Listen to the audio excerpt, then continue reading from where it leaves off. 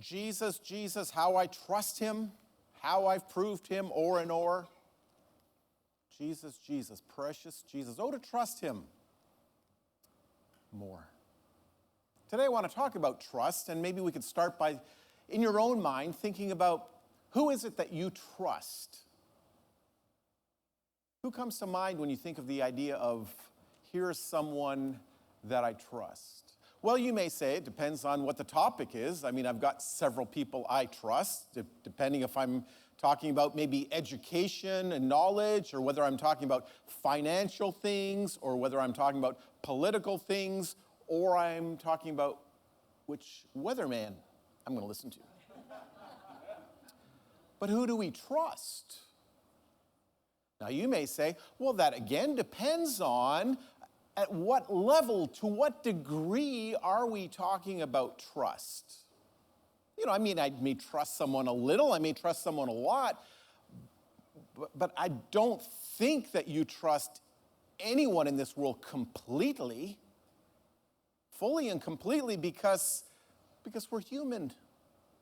Because we can make mistakes. We can be misinformed. We can say the wrong thing. And we may even be completely sincere. Like, I didn't mean to say the wrong thing. I didn't mean to teach the wrong thing. I didn't mean to kind of mislead you in the wrong way, but it's just a part of life. It's not necessarily something someone did with malice or, to try to hurt you. It's just part of being human. So the idea is, what is this idea of being trustworthy or being able to trust someone unconditionally? And so today I want to talk about this idea of trusting always. And that was the reading from Proverbs chapter 3. And I don't know if it would be more difficult today for us to talk about the first part of this, of what Rick read, about trusting in God or about honoring God with our wealth. I don't know, maybe those go hand in hand. But we're not talking about what you do with your money, but we're talking about what do we trust. Now, some people say, I trust my money. That's the thing I live for. That's the thing that I count on. That's the thing I think I can depend on, but you know that's not true. You can't depend on your money. You can talk to some people that have been through a downturn in the economy with the stock markets. Maybe the downturn in the housing market. You remember that one? Or, many of you probably remember, the Great Depression. This is a tough crowd, Ken. I mean, I can't, anyway. That was a long time ago, right? But that happens, right? And sometimes that's unexpected. We didn't even see it coming. If you'd only had known that the economy would take a downturn, you could have made a correction, and you could have known when to buy and when to sell, and, you could have actually done fairly well with it. So who is it that we trust? And is there anyone that we can trust all the time? And that's what we want to talk about when we look at Proverbs chapter 3, where we talk about trusting always. Now, in Proverbs 3, always can be discussed in two different ways. Always has to do with time. Every single time I can trust in God, but I can also trust in God in all my ways, all paths, all direction, all the things that are going to be happening in life, that I'm going to follow the path, the direction, the leadership of God. In all my paths, in all my ways, I'm going to follow him. And I think we're fairly familiar, most of us, with Proverbs chapter 3. But maybe the application can be challenging. Because we just kind of think, it just says we should trust God. And it kind of does. But don't you see there's a little bit more in just trusting in God? Because first of all, he says we trust God with all of our heart. Not some of it, not most of it. I completely trust God with my heart. That's kind of the whole being of my person. That includes my emotion. It includes my intellect. It includes all the things that make up who I am with all of my heart, all of my being. I'm going to trust God with all of that. Well, you can say, who does that? Who trusts God at that extent? I fully, completely at all times. And this is something we work towards, isn't it? But then he goes on to say not only that, we trust him with all of our understanding, in all of our ways we acknowledge him. So it's not just once in a while, it's not just when it's convenient, it's not just when his will agrees with my desires, and I'm going to say, well, I trust God, because I'm doing it the way he said. And really, it's only because it seems to work, it seems logical, it seems something that I can get behind. No, I trust him all the time. That's the challenge. Does anybody see that that's a challenge? Because you know who wrote Proverbs. It was Solomon. He was one of the wisest men that ever lived in the Old Testament. Of course, Jesus in the New Testament, wisest man, but he was given the gift of knowledge. The Lord asked him when he became king, what do you want? He says, I want to be able to have wisdom to lead the people, govern your people. And God said, I will give you wisdom. And people came from all over the world to listen to Solomon's wisdom. And Solomon wrote all these proverbs, just words and nuggets and pieces of wisdom that we can follow and we can see how wise he is. And he's the one who wrote this. And it seems unbelievable that Solomon had such a hard time living it. Yeah, pretty smart, but making the personal application in his life, the choices that he made, kind of the distance from which he fell from being a servant of God to being a slave of man. In his old age, he had a problem, I'm guessing, with pride, but it was primarily revealed in either it was his sexual appetite, out of control addiction, or it was his idea of, I can make peace among the nations by marrying like everybody else's daughter. So you can choose which one he was trying to do when he was, gathering for himself like 600 wives and 400 mistresses. I know for a lot of people, they would right away think, that doesn't sound like a good idea, right? Sometimes it's a challenge just with two people, if we're going to be honest. So he didn't have the ability to really trust God in all things, to believe him, to follow him, to acknowledge him. But look what he says here. Trust God with all of your heart. That's the first one. But the second one is with all of your understanding. Completely and fully trusting God. Now, why would you do that? What do you know about God that you would say, I can trust him in that way? And part of that has to do with history. And we understand how that works sometimes, right? So we may think of an example. This has been my experience sometimes, being a passenger in a car. And I'm thinking, this person does not drive at all like me. I mean, I will be surprised if we make it to our destination. Right? But then, you can do this sometimes, and maybe this is going to be a little hint to people that, that you don't really trust their driving. Hey, I know you've been driving for 30 years. You ever been in an accident? Now, if they've been driving 30 years, they say, no, I've never been in an accident. I can say, I don't drive like this, but it seems to be working for somebody, right? So I am not so worried anymore because they've got history. They've got a proven track record, even though I don't understand it, and it's not my way of doing it. Does that make sense to you? Now, it may be similar to, if you had to go in for surgery. And that's sometimes why you don't exactly want this. I just kind of hate to say it this way. You don't want the surgeon that's too old. It's kind of like, And he forgets. It's like, what am I doing here, right? You don't want that, but you don't want somebody just out of school. It's like, yeah, you're my first, right? You want somebody that's got a proven track record before they're going to start opening you up and changing things around. Does that make sense? So that's how we trust people, by finding out how well they've done in the past. And that's why we can trust God with all of our heart, because he is trustworthy. So that's kind of part of the thing with, there's three areas. One is we can look at the Bible, kind of look through, centuries and generations of God working among people, of what God has said and what God has done and how God has fulfilled his promises, and God does not lie.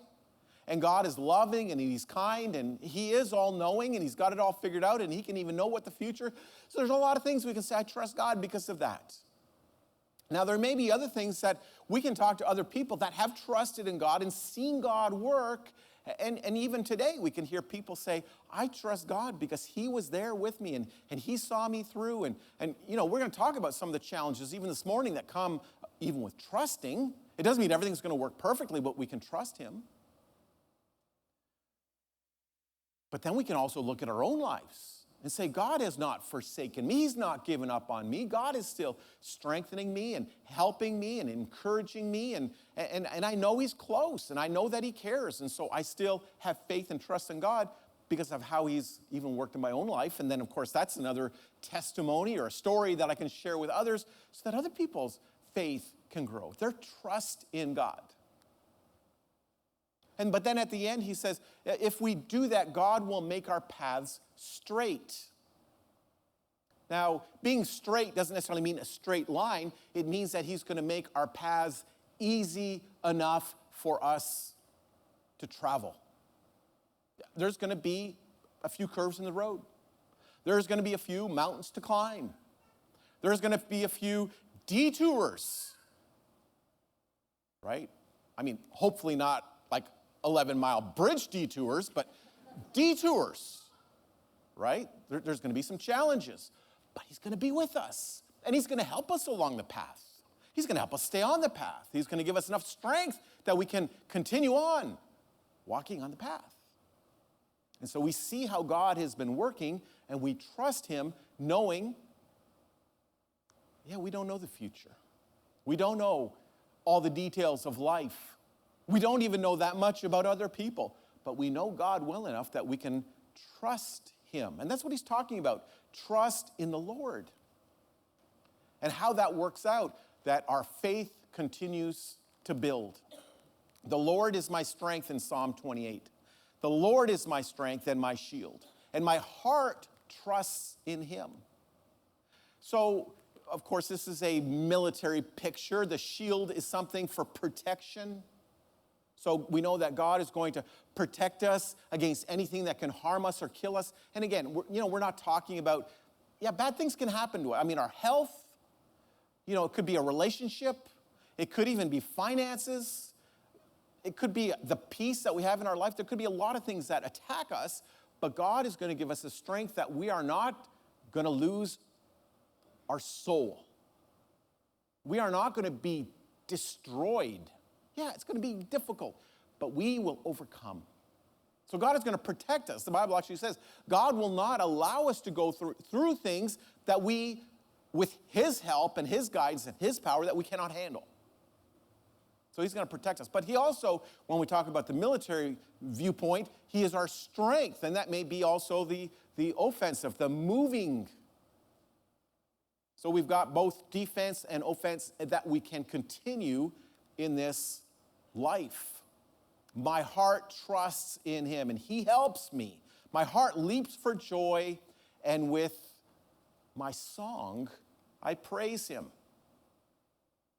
And that's one of the benefits, again, of being together as a church and worshiping together, is that when we join our voices together in song, whether it's praising God or thanking God or even the commitment songs of things that we're saying, this is what I want to do, I'm resolved to do this. We're singing together, we're declaring it together, but then we're also working together. We come together like a family or like an army, like a group, and we're together through this. And that's God's design for the church. It's not the solo thing. It's a family, it's a body, it's a group, it's an army where we come together to sing the glory of God, to sing praises to God, to sing about how God has worked.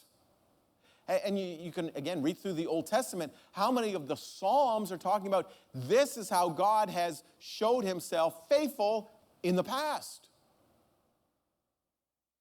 Many songs are written. Remember in the days of Moses, songs. Even Miriam wrote a whole chapter of song of the power and the grace and the deliverance of God.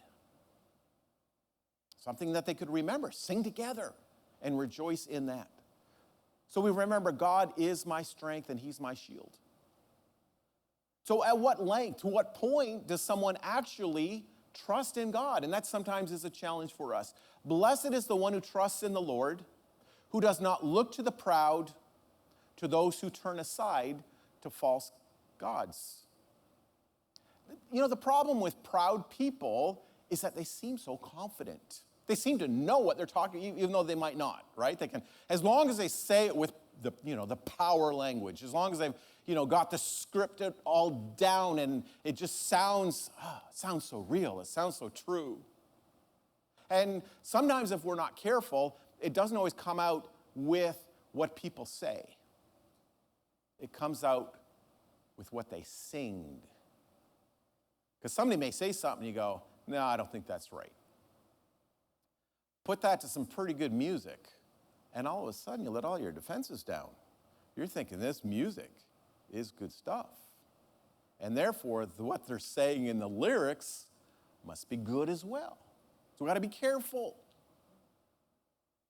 So we've got to be careful we do not look to the proud, those people that are arrogant, those people that come across like, I know what I'm talking about. And, you can actually do this without God. You can succeed. You can have wisdom. You can have life. You can find joy and peace and contentment. You can find your purpose outside of God. But those are people that have never really fully embraced that. They've never really fully gotten to that point. They're still kind of on that journey, hoping that eventually we'll be there. They're still struggling through.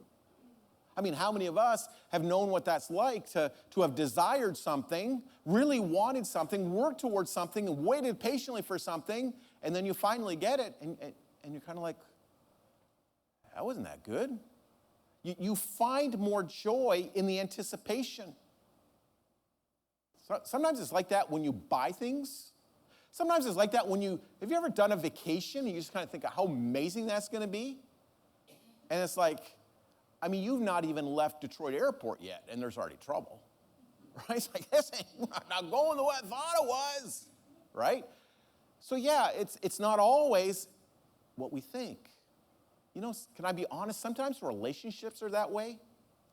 Some people think, if I could just be in a better relationship than I have. Maybe there's some teens and young adults that are dating and saying, well, I'm just looking for the perfect person. Or, to be honest, there's married people that say, marriage is just not working out very well, and I just need to find, today they call it my soulmate. It's like there's one person in the world for you. It's like, no, you just need to be the one person that's God called you to be, and you should be able to work it out with just about anybody. But I'm not saying do that. But anyway, I'm just saying, marriage is the commitment, right, of loving somebody. And so it's not, well, I'm sure if I could just find someone. It's like, no, you wouldn't be happy there either. And by the way, if she was really that good, she wouldn't like you. See, that's what I'm talking about, laughing a little bit.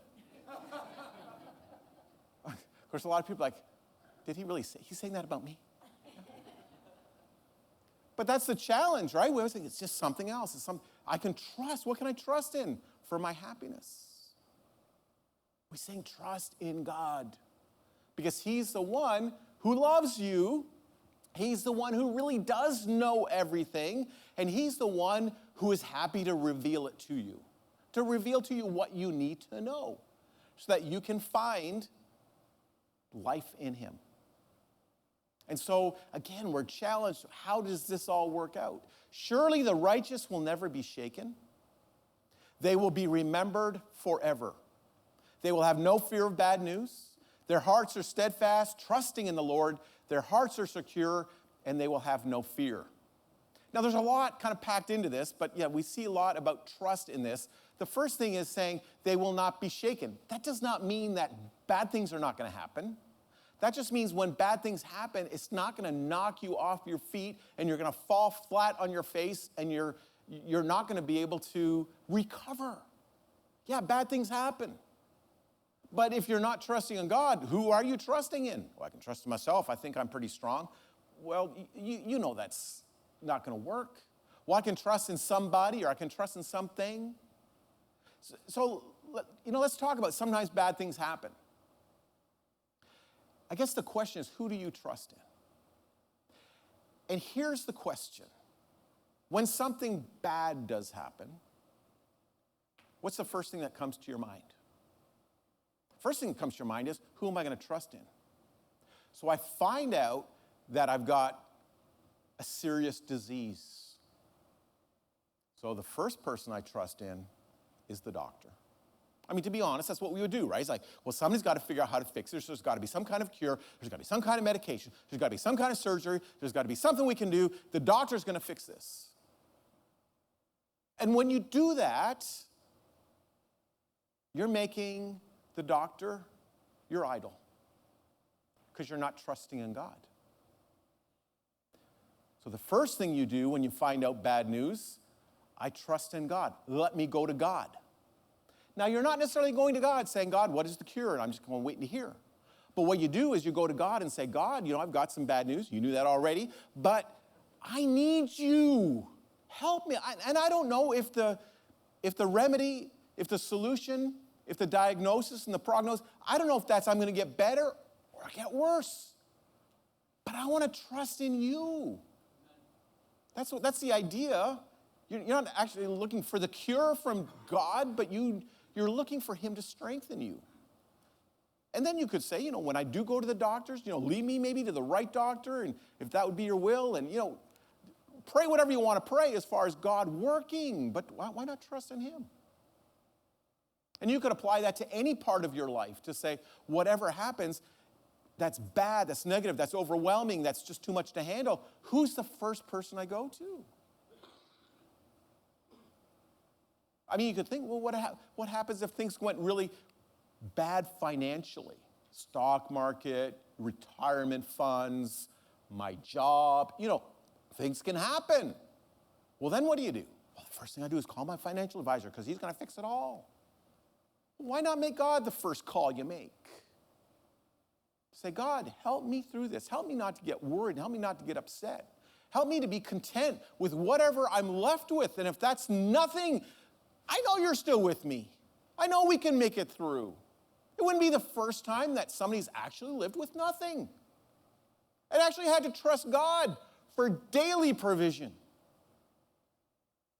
I mean, let's be honest. We have enough provision sometimes in our life, and there's nothing wrong with retirement funds or things like that. I'm not against that. But we have enough provision. It's like, God, I'm set for life when it comes to, dear Lord, give us our daily bread. It's like, man, you got that bread stuff in the bank. Like you got millions of dollars. Who are you trusting in? Why not pray, God, thank you for the $2 million I have in the bank. Help me to trust you and quit trusting my money. Does that make sense? Who do we trust in? The idea is that we are going to fully trust in God. The idea when it comes to this idea of putting everything on God, it has the idea of we are going to rest in God. Resting in God. You cannot rest on something that's unstable. So here's an example. You are here today. You're sitting in a pew. You're resting in the, now some of you are resting more than others, but you're resting in the pew. What does that mean? I know most of you have all of your weight on the pew. Now, if you weren't really fully trusting in the pew, you may sit with most of your weight on the pew, but you may be sitting near the edge and you're kind of ready. And as soon as the pew gives way, that you are able to catch yourself. Don't live in fear, brethren. I mean, people are like, okay, well, why am I? And by the way, why are you trusting in that pew? Why? Are you people crazy? You don't even know who built the pews. You don't know how old they are. You don't know how many termites have been in this building. You don't know anything about the pews. Why are you trusting the pew? Because you come here every week, after week, after week, for a long time, and the pews have never broken up. People have never fallen down because the pew gave way. The pews have some history, so what you're doing is you're trusting. You see that? You're trusting by putting all your weight on the pew. And until I mentioned it, nobody was fearful of anything. But now, every time you come to church, we're in trouble. I know. It's like, should I trust the pew today? But you know you can trust it. But what about God? Are we willing to trust him that much to say, God, I'm going to give it all to you. I'm going to give you all the weight that I have. I just want to sit down, and when I sit down in that case, and that's what the Bible says a lot, I can rest in the Lord. So whether you're resting on your bed or resting, you could imagine somebody resting in a hammock. You ever done that before, a hammock? And as long as it's tied well, and you believe it's tied up well in the trees, that makes sense, though, right? You can fall asleep. It's pretty comfortable. You're outside, cool breeze, there's birds, a little bit of sun, you're just a little bit of swinging in the hammock. It seems comfortable sitting in a hammock. But you're not going to be able to rest in it if you're fearful the whole time the rope's going to break or somebody didn't tie it or the tree's bending. No, you just give it all away, fully trusting. That's what you have. You have rest. So when we trust God that much to say, God, I'm going to give this to you and I don't even need to worry about it anymore. I'm going to let you worry. If there's any worrying to be done, God, you can worry. Now, God's not going to worry about it either because he can say, I've got this under control. I know where this is going. I know how it's going to turn out. I'm going to be with you. It's going to be all right. Even if it doesn't turn out well from a worldly point of view, God's still got this and he's still going to strengthen. So we don't need to fear all these things because we trust. Psalm 143, let the morning bring me word of your unfailing love. For I have put my trust in you. Show me the way I should go, for to you I entrust my life. Many of the Psalms, were written by David. And quite a few of them were written when he was going through difficult times. And this is one of the difficult times. Let the morning bring me word of your unfailing love. And David was going through some very challenging times. And it's almost like he's been living in the nighttime. He's been living in the darkness. He's been living in the unknown. He's been living in a very stressful time of his life. He's saying, boy, I've been through the dark. I've been through the night. I've been through not seeing and not knowing and having maybe even a little bit of fear and concern and challenge. And it's hard living in the nighttime. But the daytime's coming. The sun's going to come up. God's not giving up on me. This is not the end of the story. Do you know that even if you die as a Christian in the night, in the darkness of your life, and I'm not talking about, the 24-hour cycle, I'm just talking about the darkness of your life. When you wake up from death, you're going to be in heaven. And what is heaven? Heaven's a place that's full of light.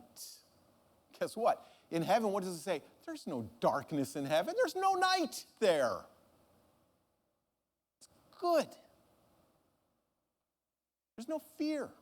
There's no concern. There's none of these problems we have in this world. But I can trust in God. And that's hard. I mean, it's easy to trust in God in the good times. But when life is beating us up and we're struggling through relationships, when maybe we're struggling at work, maybe we're struggling financially or with health problems, all kinds of places where we can find life attacking us. But God's going to be with us. We can trust him.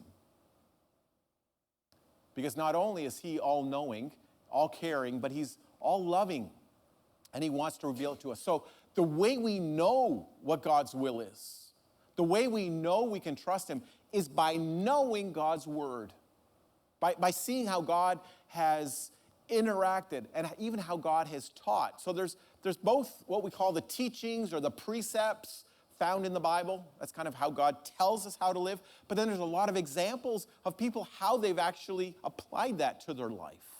The examples that we can follow. And when we know what God's plan and his purpose is for our life, then we pray. Pray, help me to know your will. Help me to follow your will. Help me to understand how you're working through this, that I can fully trust you. I may not have all the answers. I may not see the end, but I'm just going to trust you anyway because I've learned that you are trustworthy. And that's what God is calling us to. Entrusting our lives to him and following him as he leads us and guides us. We're going to sing a song as we close the lesson that talks about trusting. And part of that song, I think, comes from Proverbs 29, verse 25, the same kind of theme. The fear of man proves to be a snare. Maybe, sometimes we fear what man may do to us in a negative way, but sometimes we fear that we may lose something from man. And that can be a snare, can't it? I fear that I may lose the promotion at work, so I may be tempted to live in an ungodly way. I may fear I may lose a relationship or a friendship with somebody. Not necessarily they're going to persecute me, but I don't want to lose that. And so we can be fearful of what can happen in life. Now, people may mock us or challenge us or persecute us or gossip about us. So the fear of man makes us into somebody we don't want to be. It's a trap. Now, a snare, is more than a trap. A snare, once you're in it, it's very difficult to get out. You're kind of stuck. You don't want to find yourself in a snare. I guess the only way you could ever get out of a snare, spiritually speaking, is if Jesus comes along and opens that snare up, because no man can open up a snare once you're in it. But whoever trusts in the Lord is kept safe. Trusting in him. Somewhere, there's got to be somewhere where we not only feel safe, but we are safe. And since we are safe, we feel safe. So it's not just a feeling, it's a reality of being able to trust in God. So we're going to sing that song, Safe in the Arms of Jesus. Now there's people maybe that don't feel like they're very safe at all. And maybe some that have never, ever come to Jesus, never come to him to say, Lord, I want to follow you. I want to trust in you. I want to listen to you. I want to walk on the path that you have for me. And being a Christian means that you're going to commit to allowing Jesus to be your shepherd, that you're going to follow him because you trust him. And if today you're ready to make Jesus the master and the Lord and the shepherd of your life, the one that you're going to fully put your trust, to say, I'm going to turn away from this old way of living, of trying to please people and trying to live for myself. And, the Bible calls that repentance, just turning from the way of sin and turning towards God. And if you want to be born again, that new start, buried in the waters of baptism, your sins would be forgiven. You'd receive God's Spirit. You'd be a part of God's community, the family, the church. today you're ready to make that decision. We want to encourage you. We want to help you. If maybe you want to talk more, study more, if we can pray with you, let's stand. We'll sing this song. Let us know how we can be a blessing to you. Safe in the arms of Jesus. Safe in the arms of Jesus.